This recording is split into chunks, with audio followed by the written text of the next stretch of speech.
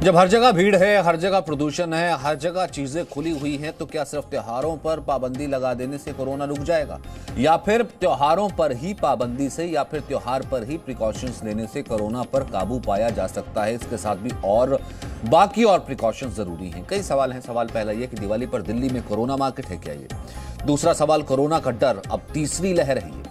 तीसरा सवाल, पटाखों पर बैन से क्या प्रदूषण युद्ध जीतेंगे? और चौथा सवाल, प्रदूषण पर वार या आस्था पर प्रहार है?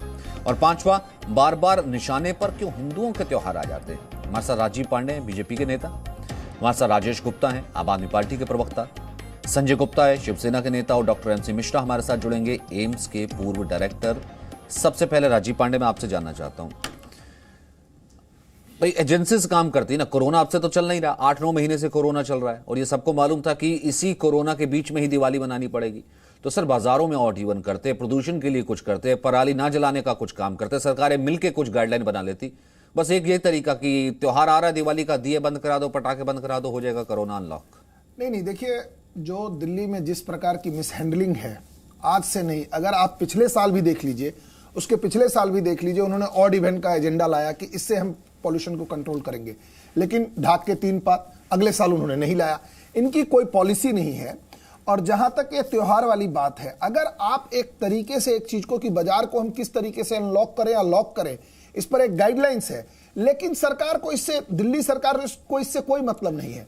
अब आप पटाखे की, चूंकि एंड में आप पहुंच जाते हैं और फिर कहते हैं दिवाली आ रही है इसलिए पटाखे को बंद कर देते हैं। आपने ये पॉलिसी पहले से क्यों नहीं जनता को बताई? आपने ट्रेडर्स को पहले से पॉलिसी क्यों नहीं बताई कि इस बार पटाखों पर क्या होगा? लोगों ने अगर पटाखा इंपोर्ट किया या जो लोगों ने खरीद करके बेचने के लिए किया, आपकी उनके लिए क्या पॉलिसी है? देखिए, इसमें 2-3 बातें हैं। पहली बात जो है कि दिल्ली सरकार का जो पॉल्यूशन कंट्रोल ब्यूरो है, उसकी एक पॉलिसी पहले से होनी चाहिए थी। कोई आज कोरोना तो आया नहीं है, सबको पता है कि दिल्ली में जब ये आप बात कर लेते ना सर, मुझे एक बात बताइए, जब प्रधानमंत्री सभी मुख्यमंत्रियों से पहले बात करते रहे हैं, जब वीडियो कॉन्फ्रेंसिंग के जरिए बात होती रही है, आप बात कर लेते, केंद्र सरकार डील कर रही ना, कोरोना तो अब भी एपिडेमिक तो लागू ही है ना, कर लेते अभी भी बात। देखिए, एक बात, इसको अगर कोई केंद्र की सरकार कहती कि मैं लागू करूं, तो कहेगा कि आप स्टेट के गवर्नमेंट में इंटरफेरेंस कर रहे हैं। यहां एक चुनी हुई सरकार है और वो हर विषय पर कहते हैं कि उनके पास एक्सपर्टाइज है। मेरा एक कहना है कि क्या जो स्मॉग दिख रहा है दिल्ली में, या क्या पहली बार हुए हैं? कितने दिनों से यहां पर केजरीवाल जी की सरकार है? आप देख रहे हैं कि किस प्रकार से पंजाब में कांग्रेस की सरकार, वहां पराली जलाया जाता है। मेरा एक कहना है कि सब लोगों को मिलजुल कर, देखिए, पॉल्यूशन पर कोई पॉलिटिक्स तो हो नहीं सकती, पहली बात। आपने भी दिखाया कि लोग बाजार में जा रहे हैं, तो बाजार को रेगुलेट करना तो स्टेट गवर्नमेंट का ना, शॉप्स एंड एस्टेब्लिशमेंट एक्ट के तहत वो रेगुलेट कर सकते थे कि इतने समय में इतने तरीके के बाजार खुलेंगे। जैसे कई स्टेट में हुआ है कि अल्टरनेट बाजार, दुकानें खुलेंगी, आप 6 घंटे ये दुकान खोलेंगे। जिस प्रकार से दिल्ली में तेजी से अब 8000 के करीब आंकड़ा जा रहा है, तो सरकार क्या फिर से, दिल्ली सरकार कहेगी कि फिर से हम लॉकडाउन लाएंगे, लोकल लॉकडाउन लाएंगे? जब धीरे धीरे खुली है चीजें, तो दिल्ली सरकार को एक पॉलिसी बना करके और उस हिसाब से काम करना चाहिए। जिस तरीके से आप भीड़ दिखा रहे हैं, अगर यह परिस्थिति रही तो बहुत जल्द दिल्ली में 10,000 का आंकड़ा पार हो जाएगा। तो सर, ये तभी तो मैंने कहा ना कि जिम्मेदारी तो सभी की होती है। और संजय गुप्ता, आपने भी क्या किया? मंदिर बंद है, बाकी सब चालू है। मंदिर बंद है इसलिए कोरोना जो है वो काबू में आ जाएगा, वरना तो सब कुछ चल ही रहा है सर। देखिए, ये तो सरकार को भी ऐसा लगता है कि अभी मंदिर दिवाली के बाद खोलने वाला काम किया जाएगा, उसके लिए मानक दंड भी तैयार किए जाएंगे किस तरह से मंदिरों को खोला जाए। लेकिन पटाखों पर तो उद्धव सरकार ने अभी बैन नहीं लगाया है, सलाह जरूर दी है कि पटाखे जो है वो देख कर ही जलाएं, ज़्यादा ना जलाएं, कम से कम जलाएं। वैसे तो जीएसटी और नोटबंदी ने दिवाला वैसे ही देश का निकाला हुआ है, उसके बाद फिर जो रही सही बच्ची कसर थी वो कोरोना ने निकाल दी। अब व्यापार किसी का रहा नहीं, धंधे किसी के रहे नहीं, तो उसके बाद दिवाली भी कोई किस तरह से मनाएगा इस बार देखा जाएगा। तो ठीक है, इस तरह की महाराष्ट्र में तो बैन है नहीं कि पटाखे ना जलाएं।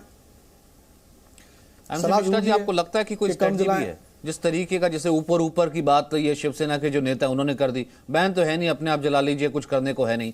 बीजेपी के साथ बैठे हैं तो ये कह रहे हैं आम आदमी पार्टी की वजह से। सर, पिस तो पूरा देश रहा है ना। मिश्रा जी, क्या आपको लगता है कि जिस ट्रैक पर हम चल पड़े थे उस ट्रैक से हम डीरेल हो गए? कोई स्ट्रेटजी है नहीं, वो जो कोऑर्डिनेशन राज्यों का था केंद्र के साथ, वो अब नहीं नजर आ रहा?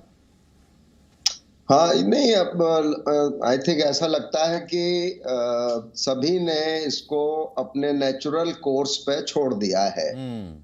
कोविड को भी छोड़ दिया है। पॉल्यूशन तो हम देख ही रहे हैं पिछले 10 साल से 5 साल, जितने साल कह दीजिए, और ऐसा नहीं है कि पटाखों पे रेस्ट्रिक्शन पहली बार की बात हो रही है, पहले भी लोगों से अपील की जाती रही है, बच्चों से स्कूलों में अपील की जाती रही है कि आप लोग अपने पेरेंट्स को ना वो करें कि पटाखे ला के दें, और पटाखों को जिनसे धुआं उत्पन्न होता है उन पटाखों को अवॉइड करें, क्योंकि नवंबर आते आते दिवाली आती है और तब तक सर्दी होने लगती है, हवा हैवी हो जाती है और स्मॉग बहुत कसके होता है। अब पराली का अगर इतनी समस्या है, 40% कहते हैं कि ये जो स्मॉग है ये पराली की वजह से अगर है, और भी मेरे ख्याल से जो वातावरण के जो भी क्लाइमेट का और होगा कि हवा इधर से चलनी चाहिए, नहीं चल रही है, वो भी पर्यावरण विशेषज्ञ बता सकते हैं इस बात को कि क्यों इतना स्मॉग एकदम से नवंबर में, अभी तो सर्दी भी पूरी तौर से नहीं आई है,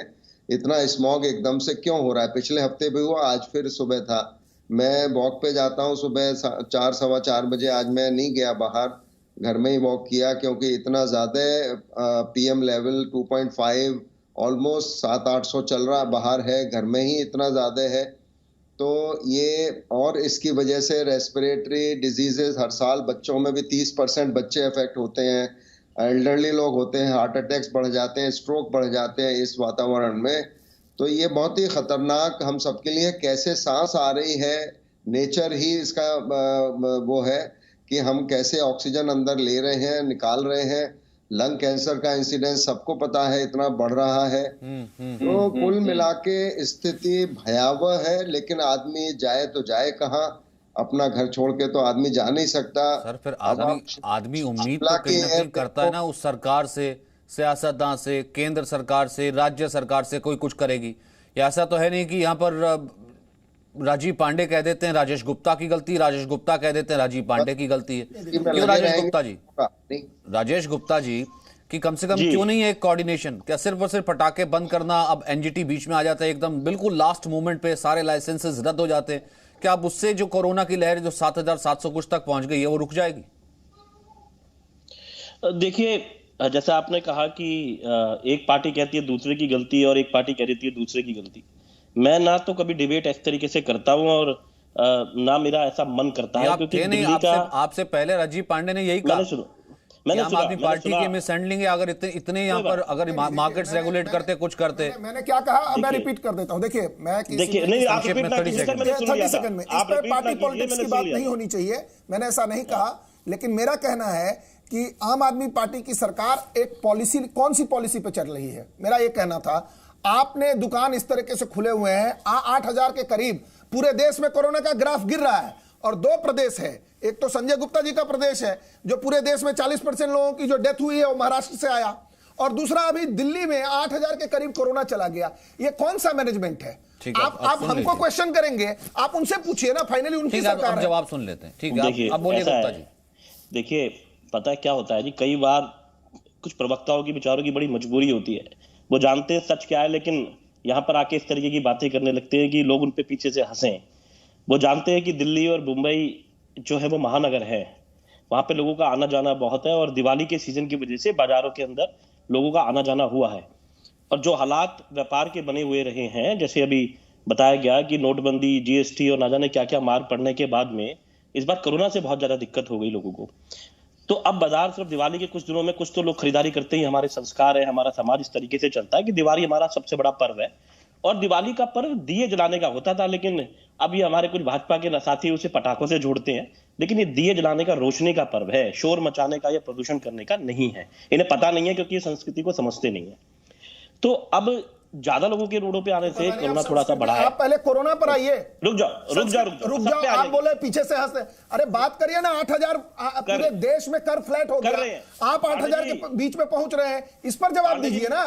पांडे जी, मेरी आप संस्कृति की बात करते हैं, संस्कृति अगर आपके लोगों को समझ में आती, संस्कृति का डिबेट है, उस पर कर लेते हैं। आप मुझे बताइए, आप 6 साल से सरकार में हैं, क्या परिस्थिति है दिल्ली की आज मैं मुंबई से दिल्ली में सांस लेने में दिक्कत होती है। मुझे एक बात बताइए ना, 6 साल में आपने क्या किया? आपने कितने इलेक्ट्रिक स्टेशन बताए चार्ज करने के लिए? आपने इलेक्ट्रिक स्टेशन की लिस्ट बताइए। सीसीटीवी तो लगवा दिए, घर घर में सीसीटीवी लगवाए केजरीवाल जी, उसके बारे में मुझे कुछ कहना नहीं। बात हो रही है कोरोना की, बात हो रही है दिवाली पे आप केवल पटाखे बैन करने की, आप संस्कृति पर ज्ञान दे रहे हैं। संस्कृति का पर ज्ञान लेने के लिए आपको बुलाया गया क्या चैनल पे आज? आप बताइए कि जो 8,000 का आंकड़ा जो पार हो रहा है, पूरे देश में कर्व नीचे चला गया, आप कह रहे हैं कि केवल दिल्ली और ठीक है, आप सुन लेते हैं, अब जवाब सुन लेते हैं। ठीक है गुप्ता जी, अब आप बोलिए। देखिए मेरा फिर ये कहना है सर, आपसे एक रिक्वेस्ट है, एक एंकर होने के नाते, और आप बहुत ही समझदार एंकर हैं मैं जानता हूँ, कि मैंने इनको बोलने का पूरा मौका दिया, ये मेरी बात को सुन लें, उसके बाद में बात कर लें। इस तरीके से चिल्लाने से, शोर मचाने से निगम पार्षद की टिकटें नहीं मिला करती। तो जो मैं कह रहा था कि दिल्ली और मुंबई महानगर है, आप जानते हैं दिवाली का सीजन है, जिस वजह से शायद ये जो थर्ड पीक आया है, बढ़ा है। दूसरी बात यह है कि आप जानते हैं दिल्ली में किस तरीके से बहुत ज्यादा टेस्ट होते हैं, और एक आदमी को हो जाए तो हम पूरे परिवार के टेस्ट को भी कराने के लिए कहते हैं, और ताकि हम बीमारी से भागना नहीं चाहते, एक शत्रुमुख की तरह ये नहीं कहना चाहते कि नहीं जी कोरोना तो है ही नहीं दिल्ली में या मुंबई के बारे में तो हमारे साथी बता पाएंगे। तो हम उनको टेस्ट करा रहे हैं, उनको होम आइसोलेशन में रखते हैं, हॉस्पिटल्स के अंदर काम कर रहे हैं, हम कॉन्टिन्यूसली काम कर रहे हैं, आप देख रहे हैं। तो बढ़ना तो एक चीज है, लेकिन पहले तो चाहिए कि प्रिवेंशन हो, उसके लिए हम काम कर रहे हैं। लेकिन अगर हो जाए तो उसका इलाज अच्छे तरीके से हो पाए, हम उसके ऊपर काम कर रहे हैं। तो क्योंकि दो चीजों को जोड़ा गया, पोल्यूशन को भी इसके साथ जोड़ा गया, तो मैंने उसके ऊपर वो बात कही। लेकिन कोरोना पे बहुत अच्छी तरीके से काम हो रहा है, और दिल्ली के अंदर जिस तरीके से ऑक्सीमीटर्स के लिए काम करा गया, जिस तरीके से दिल्ली हाईकोर्ट क्या कहता है? दिल्ली हाईकोर्ट फटकार लगाता, दिल्ली हाईकोर्ट कहता कि वो दिन दूर नहीं है जब कोरोना का जो कैपिटल है वो दिल्ली कहलाएगा। दिल्ली हाईकोर्ट ये कहता कि जितने टेस्टों का वादा किया था वो टेस्ट नहीं हो रहे। आप बताइए। मैं आपको, देखो आप एक राष्ट्रीय चैनल है, बड़ी जिम्मेवारी से आपको कह रहा हूं, मैं एक विधानसभा का विधायक भी हूं, है ना। मैं सारी दुनिया आपके टीवी चैनल को देखती है। मैं फिर कह रहा हूं कि जितने लोगों ने मुझसे आज तक बात करी होगी, इतने ज्यादा सेंटर खोले हुए हैं, पूरे के पूरा हॉस्पिटल को कोविड कर दिया गया है, और आ रहे हैं लोग, टेस्ट करा रहे हैं, ठीक भी हो रहे हैं, ज्यादा ठीक होने की दर बहुत अच्छी है। ऐसा नहीं है कि नहीं हो रहे हैं, पूरी अच्छे तरीके से हो रहे हैं। जबकि बहुत सारी नई बीमारी है, आप जानते हैं, उसके बारे में लोग जानते भी नहीं है। इसमें प्रिवेंशन ज्यादा जरूरी है, कि इससे पहले कि ये हो जाए उसके बाद से ज्यादा अच्छा है कि ये हो ही ना। ठीक है सर, क्योंकि अल्टीमेटली तो आम आदमी राहत ही एक्सपेक्ट करता है। मिश्रा जी, आपको लगता है कि, अब मैं एक पर्टिकुलर आपका सवाल पूछता हूं, 40 सेकंड में आपसे जवाब चाहूंगा, कि ये जो जिसे कहती है तीसरी लहर कोरोना की, सत्येंद्र जैन ने भी कहा कि तीसरी लहर काफी खतरनाक हो सकती है, प्रिकॉशन हम उसी वजह से ले रहे हैं, और ऊपर से प्रदूषण, ये है क्या सर? ये कॉम्बिनेशन कितना डेडली है? नहीं, ये तो डेडली है, इसमें कोई दो राय नहीं है। किसी से भी पूछेंगे सभी इस बात को कहेंगे। लेकिन मैं ये समझता हूं कि लोगों को भी जिम्मेदारी से अपना व्यवहार जब तक नहीं करेंगे, जो हम कहते आए ना कोविड एप्रोप्रिएट बिहेवियर, वो कहीं तिलांजलि उसको दे दी गई है जनता के द्वारा भी। अगर आप देखें मुंबई की मेट्रो में देखें, आप देखिए कि कोरोना को घुसने की जगह नहीं है, लोग घुस रहे हैं उसमें। दिल्ली में मेट्रो के जो सफर करने वाले हैं वो दुगने हो गए हैं। बसों में पैसेंजर्स अलाउड हैं, और जाएंगे भी, क्या करें लोग, क्योंकि हर आदमी तो टैक्सी अफोर्ड कर सकता। तो इकोनॉमिक्स भी एक प्ले करता है इसमें पार्ट। दूसरे, त्योहार का मतलब ये नहीं है कि आप सब कुछ छोड़ के त्योहार पे पड़ जाएं, और फिर जब आप बीमार पड़े, अस्पताल में बेड नहीं मिले, फिर सरकार को कोसें और सिस्टम को कोसें। तो आप कोसते रहिए, नुकसान तो आपका ही है, जनता का ही है। इसमें जनता अगर नहीं समझेगी कि हम मास्क एक लगा के, अच्छे से मास्क लगा के, आप हर एक का मास्क आप देखेंगे बाजार में, कोई भी अच्छे से कवर नहीं करता है। बिल्कुल उसको मुंह और नाक कोई कवर नहीं कर रहा। फिर टोको तो थोड़ा ऊपर कर लेंगे, हंसने लगेंगे और वो करेंगे। तो इस तरह का बिहेवियर अगर लोग करेंगे, और अच्छे पढ़े लिखे लोग, तो बिल्कुल कोई गुंजाइश है ही नहीं ना, लापरवाही की तो गुंजाइश बिल्कुल है ही नहीं ना। अभी तो वरना और पीक हो जाएगा, और वैक्सीन है नहीं। और आपने बिल्कुल ठीक कहा कि ठीक है, ये वक्त नहीं है कि मैं ये कहूं कि भाई राजेश गुप्ता कह रहे हैं कि राजीव पांडे को, राजीव पांडे कह रहे हैं राजेश गुप्ता को, कि अल्टीमेटली तो हम सबकी जिम्मेदारी बनती। जिस तरीके से बेटर कोऑर्डिनेशन से पहले हमने स्थिति को निपटा, उस स्थिति को अब भी वैसे ही हम निपटे, क्योंकि अभी बहुत इम्तिहान बाकी हैं। और इसके लिए अगर अपने फेस्टिवल में भी मेरे को लगता है कि थोड़ा कॉम्प्रोमाइज अगर करना पड़े, तो मेरे ख्याल से जान ज्यादा इंपॉर्टेंट है। बहुत बहुत शुक्रिया। प्रिकॉशन जरूर रखें, और प्रिकॉशन से ही बचाव है। बहुत बहुत शुक्रिया। Presenting B News app available on Google Play and App Store. Download it now.